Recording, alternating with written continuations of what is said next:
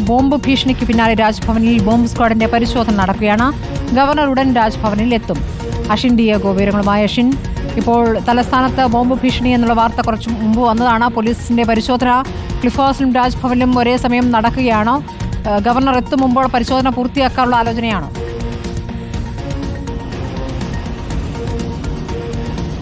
അസ്മൃതി, രാവിലെയോടുകൂടിയാണ് ഭീഷണി സന്ദേശം എത്തിയിട്ടുള്ളത് എന്നുള്ളതാണ് മനസ്സിലാക്കുന്നത്. തമ്പാനൂർ പോലീസിന്റെ ഒഫീഷ്യൽ മെയിൽ ഐ ഡിയിലേക്കാണ് ഈ സന്ദേശം എത്തിയതും.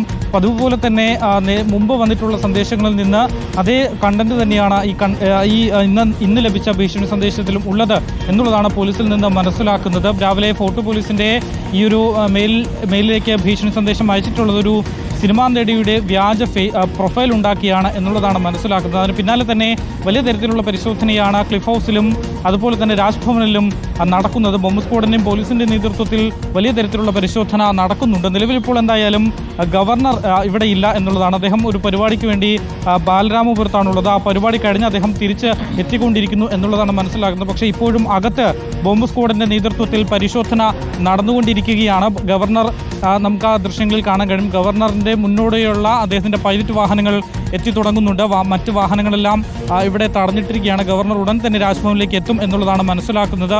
പക്ഷേ ഇപ്പോഴും അകത്ത് ബോംബ് സ്ക്വാഡിന്റെ നേതൃത്വത്തിൽ പരിശോധന നടക്കുന്നുണ്ട്. നമുക്കറിയാം, കഴിഞ്ഞ കുറച്ച് മാസങ്ങളായി ഇത്തരത്തിൽ വ്യാജ സന്ദേശങ്ങൾ പോലീസിന് ലഭിക്കുന്നുണ്ട്. പക്ഷേ ഇതുവരെയായിട്ടും പരിശോധന നടക്കുന്നു. ഗവർണർ രാജ്ഭവനിലേക്ക് എത്തുന്നു. ദൃശ്യങ്ങളാണ് കാണുന്നത്.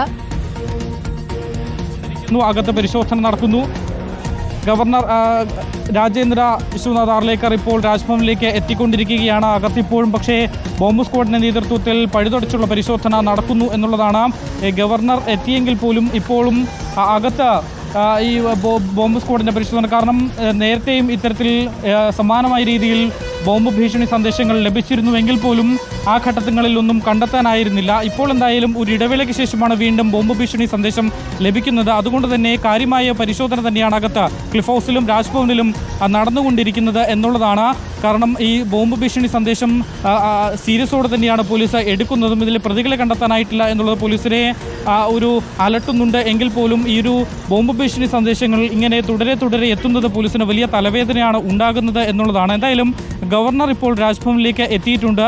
അതേസമയം തന്നെ രാജ്ഭവനുള്ളിൽ ബോംബ് സ്ക്വാഡിന്റെ നേതൃത്വത്തിലും പോലീസിന്റെ നേതൃത്വത്തിലും പരിശോധനകൾ നടക്കുന്നുണ്ട്. സ്നിഫിംഗ് ഡോഗിന്റെ അടക്കം സഹായത്തോടു കൂടിയാണ് രാജ്ഭവനും പരിസരത്തും ഇപ്പോൾ പരിശോധന നടക്കുന്നത് എന്നുള്ളതാണ്. ക്ലിഫ് ഹൗസിലെ പരിശോധന ഏതാണ്ട് അവസാനിച്ചു എന്നുള്ളതാണ് മനസ്സിലാക്കാൻ കഴിയുന്നതും. എന്തായാലും നിലവിൽ ഇപ്പോൾ ഇതുവരെയും സംശയാസ്പദമായ ഒന്നും തന്നെ അകത്തു നിന്നും കണ്ടെത്താനായിട്ടില്ല എന്നുള്ളതാണ്. ഇതും പതിവ് പോലെ വ്യാജ ബോംബ് ഭീഷണി സന്ദേശമാകാനാണ് സാധ്യത എന്നുള്ളതാണ് മനസ്സിലാക്കുന്നത്. കഴിഞ്ഞ ദിവസം തമ്പാനൂർ റെയിൽവേ സ്റ്റേഷനിലും ബസ് സ്റ്റാൻഡിലും സമാന രീതിയിലുള്ള ബോംബ് ഭീഷണി സന്ദേശം ലഭിച്ചിരുന്നു. അതിനു മുമ്പ് തിരുവനന്തപുരം ജില്ലാ കോടതിയിലും ബോംബ് ഭീഷണി സന്ദേശം ലഭിച്ചിരുന്നു എന്നുള്ളതാണ്. ഇടവിട്ടുള്ള ദിവസങ്ങളിൽ വീണ്ടും ബോംബ് ഭീഷണി സന്ദേശങ്ങൾ ലഭിക്കുന്നത് പോലീസിനെ വെട്ടിലാക്കുന്നുണ്ട്. കാരണം ജനുവരി ഫെബ്രുവരി മാസങ്ങളിൽ ലഭിച്ചിട്ടുള്ള പരാതികളിൽ ഇതുവരെയും പ്രതികളെ കണ്ടെത്താൻ പോലീസിനായിട്ടില്ല എന്നുള്ളതാണ്. ഇതിന് പ്രധാനമായ കാരണം ഡാർക്ക് വെബിൽ നിന്നും വ്യാജ അക്കൗണ്ടുകൾ ക്രിയേറ്റ് ചെയ്താണ് ഇത്തരക്കാർ ഈ ബോംബ് ഭീഷണി സന്ദേശങ്ങൾ അയക്കുന്നത് എന്നുള്ളതാണ്. നേരത്തെ ബോംബ് ഭീഷണി പരിശോധന, അതിന്മേലുള്ള പരിശോധന പോലീസ് നടത്തുന്നതിനിടയിൽ തന്നെയാണ് ഗവർണർ അങ്ങോട്ടേക്ക് എത്തുന്നത്. ഗവർണർ